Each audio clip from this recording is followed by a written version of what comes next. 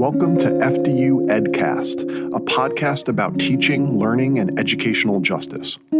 My name is Brian Mooney, and I'm an assistant professor of education in the San Martino School of Education at Fairleigh Dickinson University.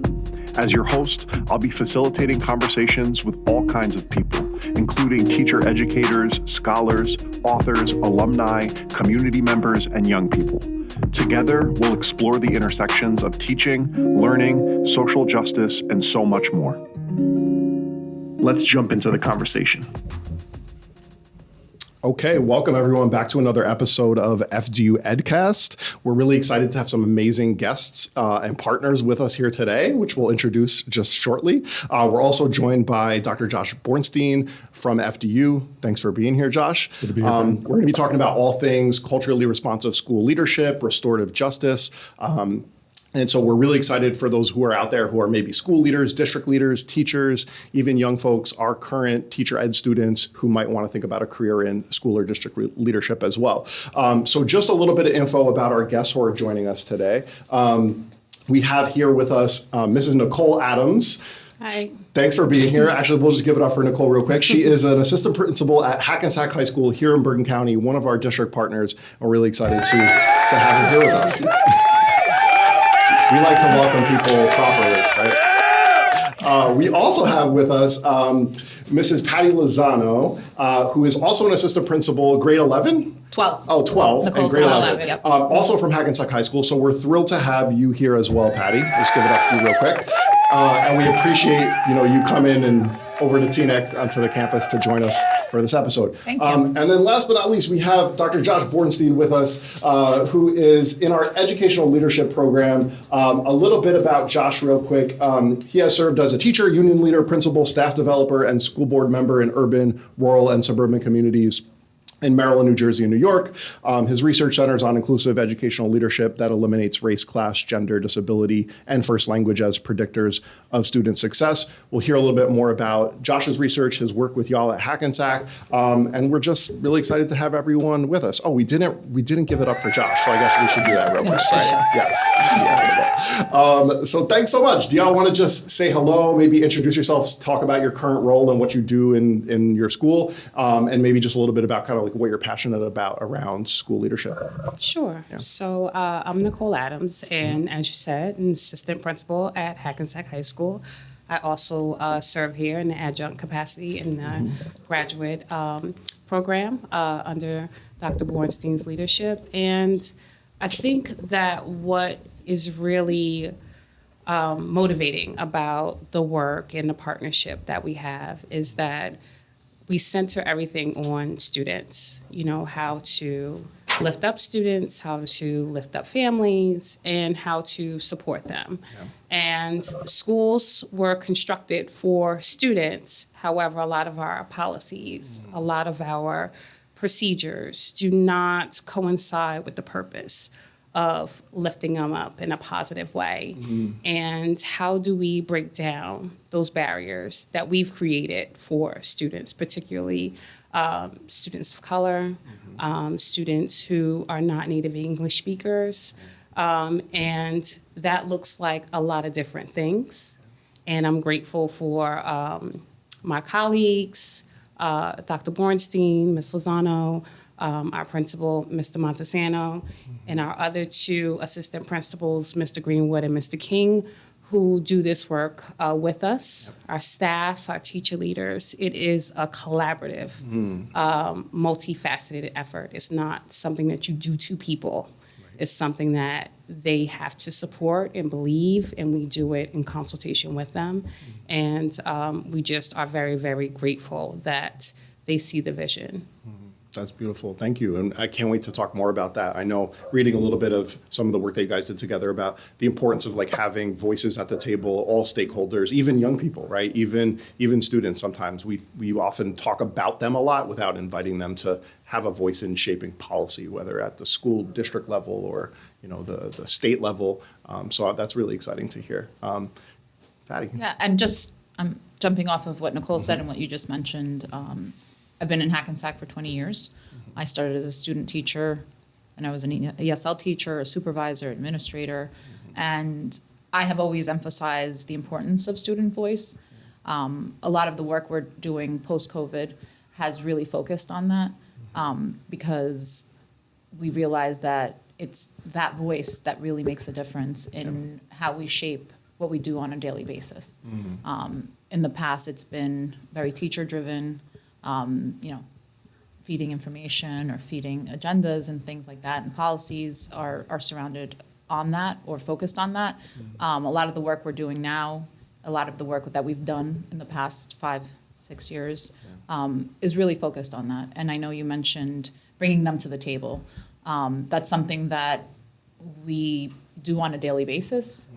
Something really powerful that came from focusing on student voice was the principal advisory committee that we put together.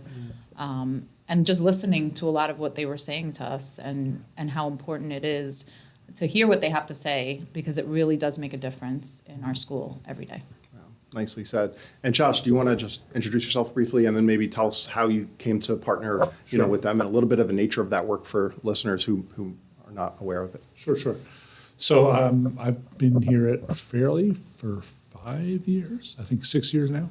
And Nicole and I met at a district outreach event that Fairleigh was doing to a bunch of our partner districts, and just got talking about the work of making sure that when stuff is going wrong at school, that we're building justice and not just restoring order. Because a lot of the work that we do with discipline, or if we're even trying what we think of as therapeutic responses to kids who are disruptive or disorderly, is restoring order and not necessarily building justice back in. And so we got talking over at this, what was it, a dinner, I think, right, that the That's School of right. Ed put on. And those ideas really seemed to resonate. So we sat down with the team and started looking at these second wave MTSS systems. And, I've been really just thrilled with how well, you already heard it here today, right? How well this crew support each other and keep kids first, right? And recognize that while we do really, of course, need to support our teachers, we also need to have that, clear as kind talk about, I hear what works for you. This is really not about you right here. This is about the kids. And we got to stay focused on that. And they do it so well. And they support each other so well because, look, this work is just too hard to do alone, right? And so I've really been super thrilled with our partnership. Yeah, I wonder if we start there, right? Because there seems like so much meaningful work that y'all have done that other districts can learn from, and like we said earlier, like maybe even we can learn from districts who've been doing work like that for a long time too. So I wonder if y'all could give a little bit of background for our listeners about RTI and PBIS and what it has been in the past, and what shifts or changes you see that are rooted in that. Transformative justice, building in justice, having adults take accountability. What has it been historically, and where do you see it going? Well, I think the difference with some of the things that we've been able to do in the high school is that we went to the elephant in the room. We went right to asking questions from our students, from our colleagues, teachers. Why are we doing this way? If the data has shown us that it's not giving us a different result, what is the philosophy? What is the research? What is the logic behind that? And as you know, people are very comfortable with what they know, the way things have been. That's the way we've always done it. That's the way that it was when I was a student here. Many of our colleagues, graduated from the high school. They are community members as well.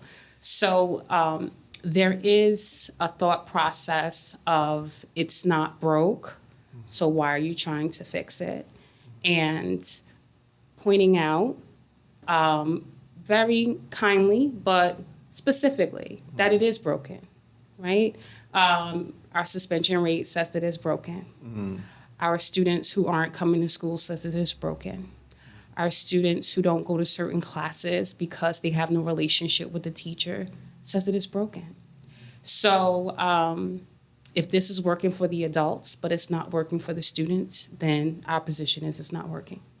So how can we reevaluate what we're doing, giving you some background, some philosophy, some training, some professional development, some tools, some literature on why these are best practices and why we do need to shift, was kind of the foundational approach that we took. And Dr. Bornstein was great about lifting up that conversation from a research-based standpoint that gave a lot of the work credibility.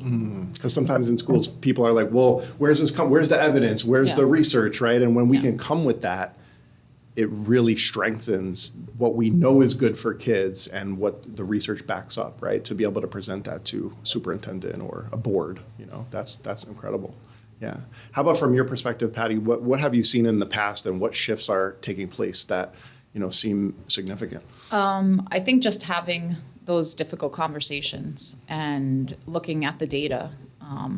Coming back from COVID, the data was striking, and we needed to do better. So we wanted to hold ourselves accountable as administrators in trying to get our attendance rates up.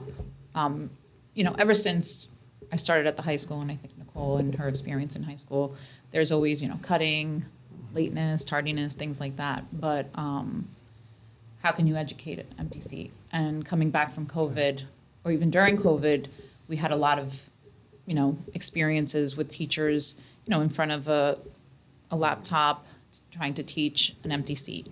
We saw a lot of students have different responsibilities at home, taking care of siblings, working. So we understood that was happening, but then transitioning back to school, we saw that it was continuing.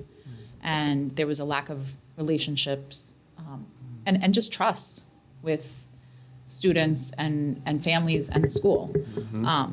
And we saw, kids not going to class and really that struggle of getting them out of the bathrooms or we have an open campus, out of the hallways. How are we going to hold all of these students accountable when, our rates are going through the roof? But the partnership with Josh and the MTSS and the multi-tiered systems of support and looking at the data and how we can support teachers really change the framework of everything. And just talking to the kids and saying, look, I'm not going because I don't feel like there's a relationship there. And then supporting the teachers and creating ways in which teachers could learn to develop relationships. It's not just about, because at a high school level, a lot of our teachers are so married to their content. And again, that's the way they were taught. Like, you got to know this math, you got to know this, you have to, the test is coming and you have to know these things and how are we going to, and there's a gap of education. So they do feel, they're human too, they feel the pressure, but the kids spoke. And after, meeting with Josh and Nicole and talking to them and getting the feedback and looking at the data, and they said, we're going to go where we have those relationships. So that kind of changed our framework. Yeah, it was really cool. So for folks who don't, people for whom this alphabet soup is flying around, MTSS, PBIS. We like those in education. Yeah. Love them. So what folks have been using this multi-tiered systems of support idea for a while is, like you mentioned earlier, Brian, a triage system. We know we do not have enough resources to meet all of our needs. So we had some hard triage decisions to make. How do we use what we got in the most effective way possible? And MTSS, those systems are borrowed from public health, doing the same triage decision making. And what happens in conventional versions of that is that all of that thinking is done to students and about students. Yes. Right? And in the second wave version that we've been trying, and that I got to say the high school has really embraced, we started with this idea of analyzing our data. Patty mentioned the data, differently, right? Instead of like what we do really well all day, every day in most MTSS systems is we can document for you how bad the kids are, how All they're day, every day. failing, Yeah. all their deficits. How many cuts they have. We're so good at that. And we can do it paternalistically and say, oh, the pobrecito, all these poor children. Right? There's all of those ways that we get around that and we make ourselves feel better thinking that, well, we'll provide the services they need that way. If we documented their strengths as rigorously as we did their deficits, that would be some more balance. Well, it depends on what you're looking at, right? Right? And then if we say, okay, so that would be better. But if we also ask the question, and so what are the adults bringing to the table? What are the adults doing that either helps or hurts the situation that's in front of us?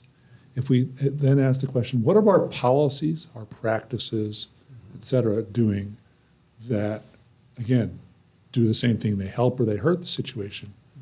And then we break all that down by gender, race, disability, first language, and so forth. Now we've got a much bigger 360 view. And so the first time we sat down to do that was looking at coming back after remote instruction from the pandemic. And the admin team sat down and we went through that matrix together. We're like, and they were really honest about saying, here are some of the challenges the kids are showing. They didn't cover all the curriculum. On the flip side, they were doing incredible work supporting their families, right? And that was seen as a strength, right? Likewise, the teachers had done a tremendous job learning how to get on Google Classroom, right? But we're still also kind of blaming the kids for their own failure, right? The admin team had done a great job with some things, but also was willing to be self-critical and say, we could have done better rolling this out. And then they came up with policies that, like they tried during remote instruction, like you guys can describe it better than me, but it was the 55 pass-fail policy. Yes. Can you describe what it was real quick and then? So the students prior to COVID, they had a failure that would be applied for like a quarter, right? And whatever a student attained in terms of an average would be what would be applied. So Like even if it was a 20 or 30. correct. Right. So as you know, it's very difficult to come back from a 15. If not or impossible. 4, right, in some cases. So that policy that there was really like no bottom. So if a student had tremendous hardship, or if they were going through depression, anxiety, death, all of these things that we know that our children had to deal with and grapple with, a lot of them without any or limited mental health resources, right? So there was no bottom for them. So what we said was, we will implement a 55 as a bottom for the students, so that if they are not attaining a passing average, at least they have this cushion. Still an F, right? But they have an opportunity to come back from it. It's not done. They're not doomed.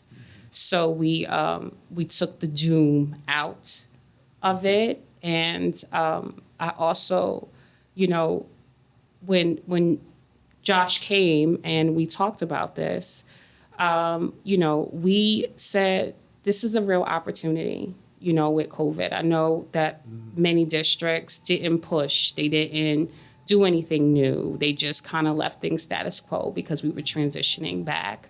And definitely, as we reflected as a team, there were some things that we could have did better. But what would have been worse, in my opinion, is not to do anything, to just act like it didn't happen and keep everything the same. So back to normal, yeah, right? Or whatever normal was. Whatever normal was. Yeah. And I just think that was a big shift. It was a big risk that we took. It could have not went well. But And there was pushback. Because, that's not something that. So one of the things that you guys kind of left unsaid there, because maybe you've been living with it, is that this 55 policy worked. And they're like, this is important. Let's keep this. So it was a culturally responsive, situationally appropriate policy shift for COVID. But they're like, this is supportive of our kids. Let's keep doing that, right? And like I think that was implicit in what you were saying, but that has stayed then as a permanent part of the culture, right? That was really impressive to me. And just listening to y'all too, I'm like, I hope that one of the things that can come out of the pandemic is that we have more compassion and care and love for each other, and how those things can shape policy even, right? I'm just listening to the importance of how you are talking about that work, right? Is that it made a real difference for human beings in classrooms, in schools in front of us, right? So like, what does a humanizing approach to school leadership look like?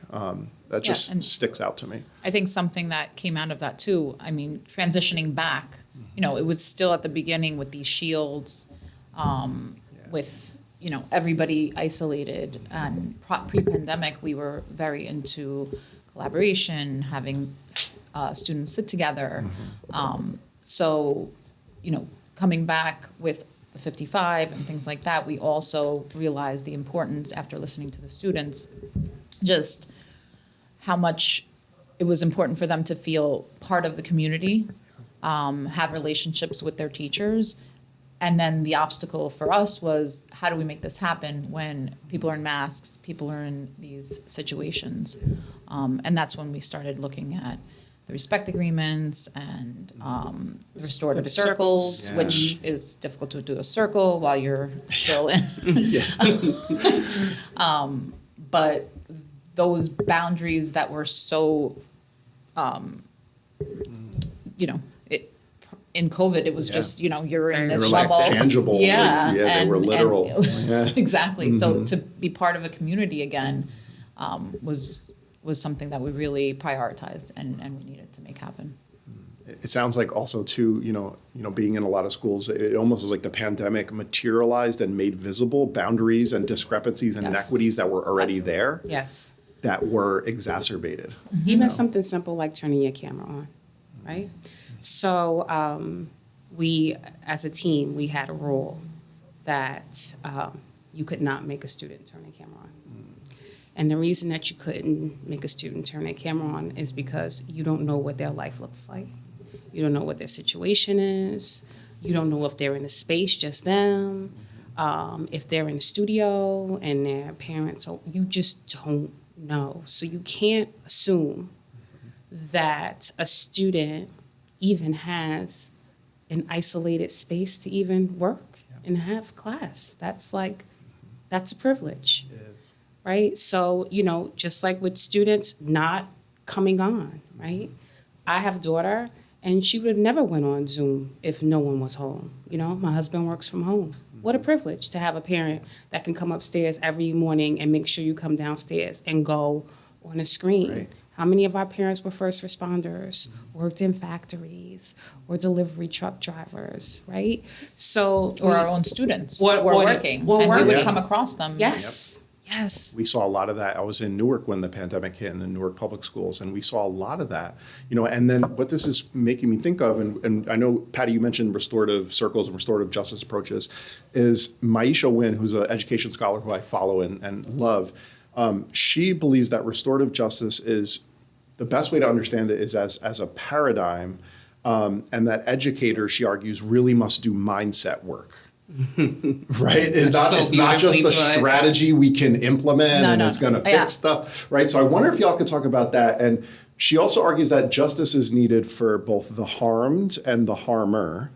So I wonder, what is your vision of restorative justice? How do we build justice in rather than restore these old ways of working and thinking that we know we're not serving kids? Let me step back a little bit into a direction maybe I didn't think this would go. But the part of what was, I think, really useful about using that sort of not very complicated tool of a grid to lay that stuff out, and of the partnership between university and school, is that we all got to step back a little bit and actually look at all of that data without just reacting to it all the time. And in that space was room for the mind shift, right? The room to look at it a little differently, the room to step back and just consider instead of, because damn, weren't we all just in reaction mode, Yes. crisis mode all the time? And what are we going to do in those modes? We're going to fight, flee, freeze, or fawn, right? So we're going to fight it. We're going to push back on it. We're going to run the hell away from it. We're going to freeze like, oh my God, I don't know what's going on with this student. Or we're going to fawn. We're going to do whatever the authorities tell us to do, right? And that opportunity to stop and pause and think was both self-compassionate, I think, for the folks in the room, and then gave you all the space to take that same spirit out to the teachers.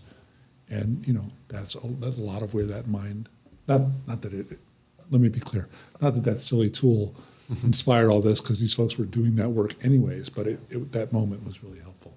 Yeah, and it was meeting with teachers, making that a priority, that we shared that data with them. We shared what the students were saying. And when you have, when you're trying to have a change in mindset, you have to consider everybody's feelings and yes, where everyone's at, and right? where everybody's at a different. And that was key. So when we would meet, we tried to. Josh was there a lot of the times, but just showing the data, having them provide feedback, talking about it in groups and sharing out, and then us coming back and saying, okay, this is great, you're sharing this, but we're seeing this. And having those difficult conversations, because that's where you're going to have a paradigm shift or you're going to have a mindset shift. And those difficult conversations are key, because not everybody sees it, right? And it's how do you create those conversations amongst colleagues, and then where is the space for us to come in and kind of just looking at it from different angles, and challenging some staff and saying, I know you're seeing it this way, but let's look at it this way. One of the key moments for me was what we were looking at the attendance data together. And what was a little surprising to the teachers was that actually way more kids were showing up to class than they thought. Yes. That was a big deal. Sometimes the problem itself is not really accurate. fascinating. But the next piece was, as we're looking at the data, we're like, well, so why? Like, what's going on? And they threw out these ideas about, well, why are kids coming or not coming? And then one of the teachers took it upon herself to go do video interviews with kids and lift up their voices and say, why? Which classes do you go to and why? And she brought that back to a faculty meeting as videos. We had a kid videoing. And the kid was videoing. That's right. That's awesome. I tell you what, man, He was great. it was a palpable change in the room with the faculty meeting, because what the kids said was, we go where you have built relationships with us. When you have a relationship with me, I will show up. So when the video gets shown to the faculty about the kids saying, where we have relationships, we go to class. What the reason that changed the room so much was because the admin team is going, you see, we did this work around culture responsive pedagogy, and we did this work about, restorative circles and trust agreements and so forth, so that this is part of it. It's bearing fruit, actually. The work that y'all did, it's working, and here's evidence that it's working. And that can be the key to working on this attendance problem that we've been having, right? So it was their ability as admins to go, yeah, this has been a continuous effort, and y'all are getting better at this. So that way of lifting up the faculty in their growth to deal with this issue was just masterful. It was really cool. And I think as teachers, we want to make a difference in students' lives. That's the majority of teachers. That's why they went into teaching. Right. So we've found that it's really helpful when we show student voice in our meetings, and when we have, students come and speak. Even at board meetings, we've had students come and speak and say, "This is what worked for me." That worked wonders. And it's things that we can refer back to when we're having the difficult conversations, because, you know, what were they referring to? Yes, they feel like they have a relationship with you, yes. But what does the relationship look like? And I think that's when, you know, from there, a lot of work went into, I think teachers were understanding that the dynamic of the relationship had to be a little different in some circumstances. And that's when we were, kids felt that even filming them and being able to, wow, you're going to show this to our teachers. They're going to listen to us and hear what we have to say.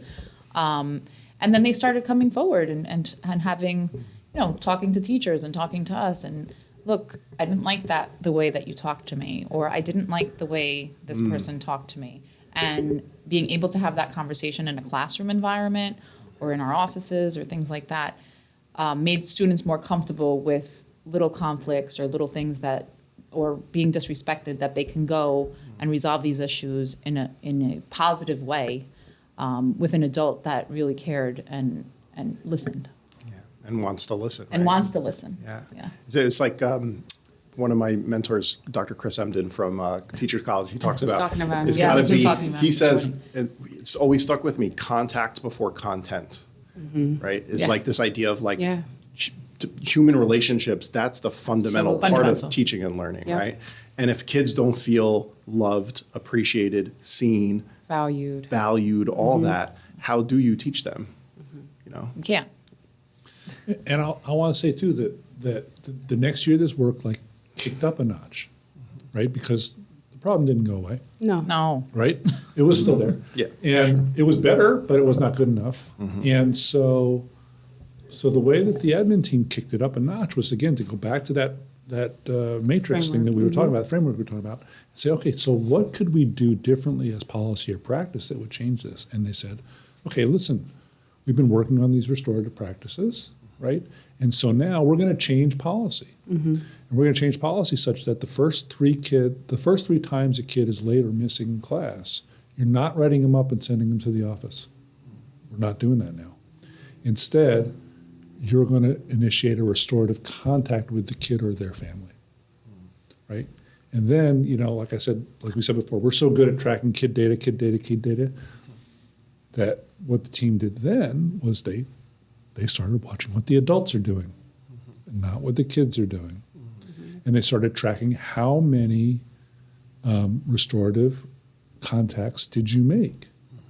And they broke that data down not only by race, class, gender, and disability across the school, but within each department. And we presented that all at the faculty meeting. And I think we were a little surprised, right? Yeah. Like we expected that they would only be calling the white girls, right? Not true.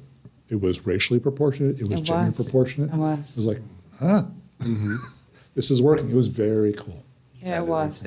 It was. I think it was affirming for them too, to see like, I'm not the only one who is doing this. Like this is something that is consistently being done, and if it's not, and there's an issue, then like Patty said, those courageous conversations are happening. I think that sometimes when a school or a team tries to engage in this type of shift in terms of, you know, modalities like, you know, this is how I was taught, you know, the adults. Yeah. This is how I experienced school. And look how great I turned out. And some of us made it to where we are, our station in life. And you know this, Brian, not because of what happened, but in spite of what happened. Or in response Many to of those practices were harmful to us, were not affirming to us, did not in any way uplift or edify our identity. But in spite of that, Yes. right, we have arrived to this point. And we wanted to be very firm in our position that we are not going to continue this way just because it is convenient for us. But I think also we had the support of our Board of Education. They did a board resolution about anti-racist teaching and infusing restorative practices. And our assistant superintendent, Andrea Parchment, she was doing a lot of work with district equity team. So when we got the pushback that Patty talked about and that Josh highlighted at, faculty meetings, we were able to say, this is a part of the expectation, right, from the superintendent's office, from the Board of Education. So if you don't have that support, right, when teachers don't like something or when it's uncomfortable, then they can just go to someone else and say, this is not working. We are against this. So it's very hard to gain any traction. And then it's another initiative too next year. And then, the teachers are used to that cycle. Absolutely. So I think like when Josh and I went to present at the MTSS conference in California, and school said, well, how do you get this started? I said, it starts from the head. It starts from the chief. It starts from your Board of Education. It starts from your superintendent's office, because you're going to need the support, the time, and the space to do this work. And if you don't have it, you cannot fight people. And I think about the community too, right? Support from families in the community. Absolutely. When I was in Newark, I remember how much push there was from families about the Amistad curriculum. Yes. Like that drove a curriculum effort, a policy change, a mindset change in the districts, and it really came from, the community. And I always remember how, and Patty, I want to circle back to something you were talking about, which was, you were talking about data a little earlier, but you were also talking about relationships. And so I'm thinking about holding those two things, right? We think of them as different. But we need to sort of reconceive also too, like what counts as data. Right, and I think I remember something that Josh had written about the work that you guys did together was we value what we study, or we study what we value. Right. Do we measure what we value, or just value what we measure? Right. Yeah. And in this case, the high school was measuring what they valued, which is how often are you making restorative contact with your kids? Let's measure that stuff. Let's see how we're doing. And then I will say, too, off of that, what's on the horizon now is looking at the fact that most of our teachers are doing really well with this, but people who are familiar with MTSS will know that, for people who are not doing so well, students usually who are not doing so well, we have what we call targeted interventions, right? Well, so now that we have the data on how the adults are doing restorative practices, some people are not doing so well. Targeted intervention for them. Yes. Right. So there you go. They don't like it when it's on them, right? Exactly. So now another way of thinking about that is differentiated professional development. Absolutely. Because who needs the same? We all complain about right, one size fits all PD, right? But now we're going to give you what you need. Like one of the things the team was going at was, well, maybe if folks aren't reaching out to everybody, maybe they don't know how to have that conversation. Maybe we need to role play that stuff. Maybe we need to figure, because high school teachers are traditionally a little bit less adept at that than elementary teachers are, who are interacting with their families a lot more often, right? So and what we found from this work is that as contacting families, getting in touch with families, and how are you having those conversations? Are you being accusatory, or are you coming from a place of Support, understanding, and that's a lot of the conversations that we have with teachers, and we do have a wonderful team. And sometimes when you're having those targeted conversations now in year 4, I don't know what year we're on, is looking at it from a different perspective, because we're human too, right? And it's important that we have a community, or we have a relationship with our teachers where they feel comfortable. Okay, you know what? I'm going to have Nicole sit in this conversation with you and the student, because I've had this conversation with you a few times, and maybe I'm missing something. So it's something that we've worked on as a team to bring just another perspective when working with different teachers. We do it with kids, right? We always do it with kids, but why? If those are the people that are having an impact on our kids, why not do it with teachers? Right. I'm hearing also the need for like a humility and a willingness to look at your role, what part Vulnerability. you play, Yeah, because that vulnerability. is difficult, especially sometimes for teachers, I think, and administrators, because you've gotten to this point where you're the expert, you're the content area expert, to be able to say, I still have growing and learning to do.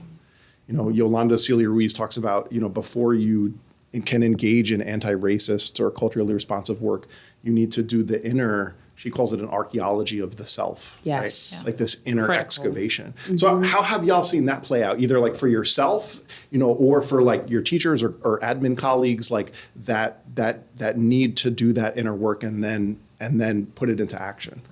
Some folks are extremely reflective on how their upbringing, their environment, even their relationships with their own families and teachers has had a tremendous impact on just how they show up in the world. And some other folks really struggle to see any correlation between who they are as a professional and the experiences that they had growing up or in their schooling. They don't necessarily see the intersection of those things. So sometimes it's the conversation is pointing those things out. And we did a lot of work on cultural proficiency and the cultural proficiency continuum and where are you on the continuum, and moving them through the continuum in terms of what does that look like in practice when you engage with students. And we're not always right. And depending on a situation, two things can be true. It can be true that you felt disrespected in a situation, but it can also be true that the student felt disrespected as well. So how the student feels is just as important as how you feel and what you brought to a situation. And that's where the restorative piece comes. That's why that piece is so important, because now we're expecting you to go back into that space and go through a course together, right? Until the end of the school year, kind of like, you know, this marriage, this partnership to the end, to June. And what is that going to look like if we don't foster understanding, if we don't foster collaboration, if the teacher continues to feel like the classroom is their space and not a shared learning environment where all voices matter. So I think what you said is so critical to any kind of culturally responsive work, whether that's the proficiency continuum or focusing on culturally responsive pedagogy, is an awareness of what you bring and how you engage with students, and what does it feel like to them? Does it feel like it's exploratory in terms of learning about them and how you can use that knowledge to bring that to the content, to that to standards and skill development? Or is it, I'm just going to go in a classroom and do what I do, regardless of who's in the audience, right? Which makes no sense at all. But it's happening. It is. A lot. I think we've all been in schools and seen, and those two classrooms that you just described are so radically different, right? And so I just wonder too, and you know, as we start to move towards, you know, closing, we can think about what would we want other, you know, school leaders, school administrators to think about if they want to make this shift, you know, part of the cultural fabric of the school. Like where do they start, you know? How do they continue? Because we're all on a different, like we said before, a different part of this journey, you know?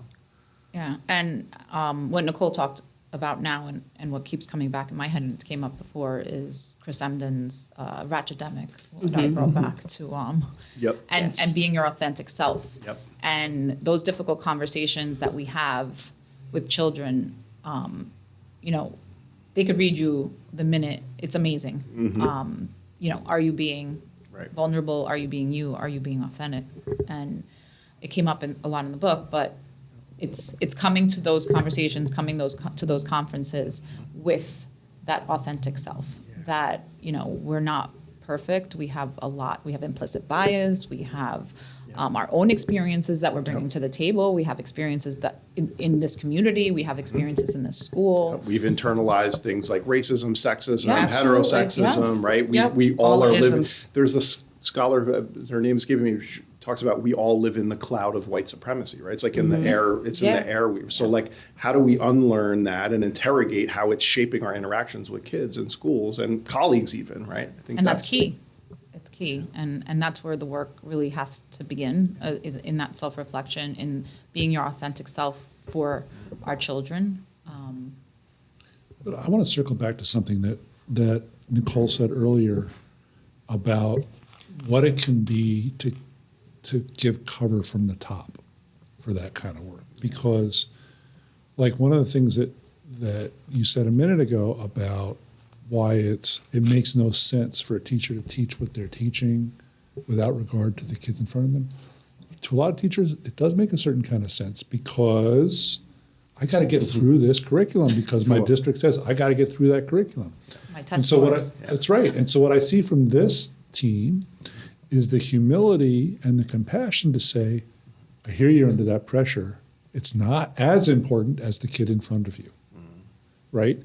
And to have that kind of grace coming from the top, grace can roll downhill just as much as other stuff can roll downhill, right? And that's really, really important, right? To have the humility to say, yeah, man, we are all making really hard choices. So what are we going to do? We're going to focus on making the choice for the kid in front of us, right? And that is something that leaders can do, right? That radiates out in a different way. Yeah. And listening to you, Patty, and Nicole, I was also thinking about, Dr. Emdin's model of using co-generative dialogues, right? Which I think is a restorative practice in and of itself, right? For sure. This idea of having young people come to reflect on the teaching that's happening on a regular basis and make suggestions for changes, right? Yes. A lot of that is at, the teacher, what can I do better? How can I, make this a space that's more joyful or more healing or more meaningful for you, where you're going to learn and get what you want to get out of this class. It's like the teachers who say, well, I teach English, I teach science. Like, yeah, you teach content, but you also teach human beings with a unique set of needs on any given day, right? And that's been a helpful component. Like I said before, the last few years, we've had the Principal Advisory Committee, and we made it a priority to get a good cross-section of students so that we can see what their priorities were, what their interests were, what they had issues with. And a lot of came from there. Yeah. So it's interesting. And again, Valuable. you made me think of an earlier chapter in my own work. When I was Cite yourself, do it. No, not that kind of stuff. No, we're not going there. But when I was principal up in Syracuse, and we redid our school mission, and we changed it from a 2-page document that absolutely nobody could tell you what was in it to a call and response thing between the faculty and the kids, where the faculty would go, we don't teach mathematics, we teach mathematicians. And the kids would go, we are mathematicians. We don't teach reading, we teach readers. And the kids would shout back, we are readers. And that was how we went all the way through it. Yep. And that shift from what we're teaching to who we're teaching was enormous. Yeah. That is a very significant shift. Yeah, it was cool. Wow. So I guess maybe as we kind of wind down, we could all go around and share a little bit just to think about really speaking to the listeners out there who maybe they're a superintendent, maybe they're a principal, maybe they're an assistant principal, maybe they're a supervisor or a teacher. What might you want to share with them, words for continuing this work, starting it, being part of the solution and making that shift in their school? What words of encouragement or advice would you maybe share with them? I think looking at education today, a lot of times, I don't want to be negative, but it can be discouraging because you can focus on all of the negativity or of deficits. And if we could just focus on what students are bringing into our schools and the amazing work that is not just academic, math, science, this, and what they're bringing, and and working with the teachers, if you're going to start this work, just looking at them, hearing their voices, figuring out how you can hear, whether it be with interviews, whether it be with surveys, things like that. We did find that interviews, the committee would meet all day and we would be working with them, pretty hands-on. Just listening to them, listening to their families and seeing where the needs lie and they'll let you know. And then also working with your teams, and Nicole could speak about the higher up, but the board and the superintendent, depending on who the audience is. But, you think about the best teachers and that those teachers are listening to what their kids are saying. So when you're going to make change in schools, it's because you're listening to what the kids and the community are saying. Nice. I would encourage courage and persistence. So, when Josh and I first met, there was none of this. There wasn't a board resolution. None of these things had happened. And we started to talk about how we can work together and have some impact. So I would encourage educators to do like an assessment of the assets, school-based, district-based, community-based, like where are your professors maybe that you can tap into, or your religious leaders in the community who are prominent and supportive. So where are your resources? And how can you tap into those resources to support, to co-facilitate, to lift up students? And always keep your focus on the students, because when you start to look at other things, you can get distracted, you can get discouraged, you can start to take things personal. But, there's no ego in this. It's all about how do we edify, support, lift up children. So, I would encourage anyone who wants to do something to do it, to give yourself grace at the fact that you always want to do more, you always want to be further along, but change is incremental. And Josh has this saying that I'm sure he'll say when he talks about, if you want to go fast, go by yourself. If you want to go something, the saying is. But anyway, like you have to have support for this. Yeah. And if you don't have it, then you're going to be like on this island by yourself, and it's going to be very stifling in terms of moving the work forward. So, you can be very passionate about this and it not go anywhere. So you want the work to be purposeful. You want it to be helpful, and you also want to be deliberate in terms of what you can do and honest about the constraints that you are working in. Wow, nicely said. Thank you so much for that, Nicole and Pat. Yeah, it's an old bit of wisdom that doesn't come from my people, but the idea, right, if you want to go fast, go alone. If you want to go far, go together. And I think... And that's, the partnership that we have built between campuses is a big piece of that. The way in which the admin team at the school supports each other is a big piece of that. It's just too hard to do alone. And the other piece of that I think I see again from this group as an admin team that's a little unusual, to be honest, is if we want our teachers to treat our kids with insight and compassion, then, we as leaders need to treat our teachers the same way. I see too many leaders who are willing to dump on their teachers the same way they complain about teachers dumping on their kids, right? And the fact that you all have been able to, at every stage, lift up to say, hey, we learned this, and now we're going to build on this. And you're really good at this, but we still need to work on that. It's classic great teaching, and it's classic great leadership. And the fact that they do so with an eye, you can hear that they've got, Emdin in their heads, and they've got all of this stuff, but they bring it with the, I would say again, the masterful stroke of a great teacher, right? They don't have to quote it to the teachers. They just do it. It's really impressive. Yeah. Incredible. Thank you all so much. We'll just give it up for our amazing guests here one more time, just because I like hitting the button. I just like it. But our amazing partners, Nicole and Patty from Hackensack High School. The comments are in the house. Yes. So thank you for coming. Dr. Bornstein. Yeah, Josh. Thank you. Yeah, right. You need your own button. We are the button. So thank you. We hope that we can collaborate again in the future, have you back. Great. We really appreciate Thanks, it. Thank Brian. you for the amazing work that you have done. So this has been another episode of FDU Edcast, and we hope you catch us on the flip side. Thanks.